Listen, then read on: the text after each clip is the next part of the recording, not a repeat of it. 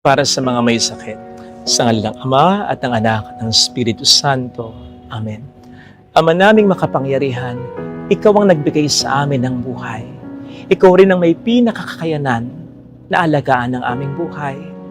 Ano man ang pag-iingat na gawin namin, masustansya man ang mga pagkain na kinakain namin, sapat man ang oras ng mga pahinga namin, dekalidad man ang mga gamot, pati na mga bitaminang iniinom namin, magagaling man ang mga doktor na tumitingin sa amin, Ikaw pa rin ang may pinakakayanang magdugtong at mag-alaga sa buhay namin. Ikaw ang aming pinakadakilang manggagamot at ang iyong pagmamahal ang aming pinakamabisang kamot.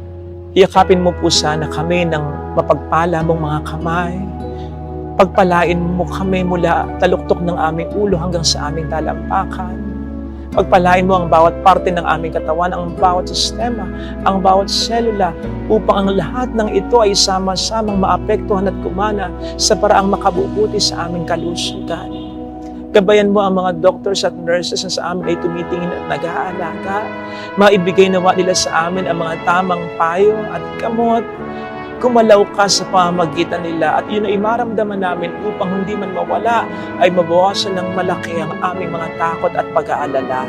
Sinabi mong kami magtiwala sa iyo. Tulungan mo po kami na magawa ito. Sabi nga po ng mga apostol mo, o Panginoong Jesucristo, dagdagan mo po ang aming pananampalataya sa iyo, sapagkat kung minsan kami nasasaktan, nahihirapan, nanlalata, naiinip at napapagod na, tulungan mo pong huwag kaming pangibabawan ng mga negatibong bagay na ito na aming nararamdaman at ang iyong salita ay ang aming panghawakan. Yung salita mo na mahal mo kami, na hindi mo kami kalilimutan, na kami iyong pinakikinggan at kahit kailan ay hindi mo kami pababayaan. Yung salita mo sa 1 Pedro 2:24 na sa pamamagitan ng iyong mga sugat ay nailigtas mo na kaming lahat. Tulungan mo po kaming huwag mabulit sa tukso ng diablo na nagsasabi sa amin na hindi mo kami mahal, na hindi mo kami pinakikinggan, na ang mga nararanasan naming paghihirap ay bahagi ng kaparusahang binigay mo dahil sa aming mga kasalanan. Alam po namin na hindi ka ganito, pero patawad kung minsan naisip namin ito. Kaya muntik na kaming magtampo at lumayo sa iyo. Nakalimutan namin tapat ka sa pangako mo.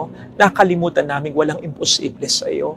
Nakalimutan namin na isang buong pananampalataya lamang ang hinihiling mo mula sa amin upang para sa amin ay makagawa ka ng milagro. Mula ngayon, Panginoon, ito ay ibibigay namin sa iyo. Iiwasan na namin ang mag-aalala. Bagkus ay aasa kami sa mga mangyayari pang maganda. Iiwasan na po namin ang malungkot. Bagkus ay pipiliin na po namin maging masaya. Bibigyan namin ng magandang laban ang demonyo na pilit kaming ginugupo at nilalayo sa iyo. Katawan lang namin ang kaya niyang sirain, pero hindi ang aming espiritu. Kaya't kapag mas pinalakas mo na ang espiritong ito dahil sa aming pananampalataya sa iyo, ay wala nang magagawa ang diablo, kundi palayain na ng tuluyan ang aming katawan na kanyang matagal lang pinahihirapan.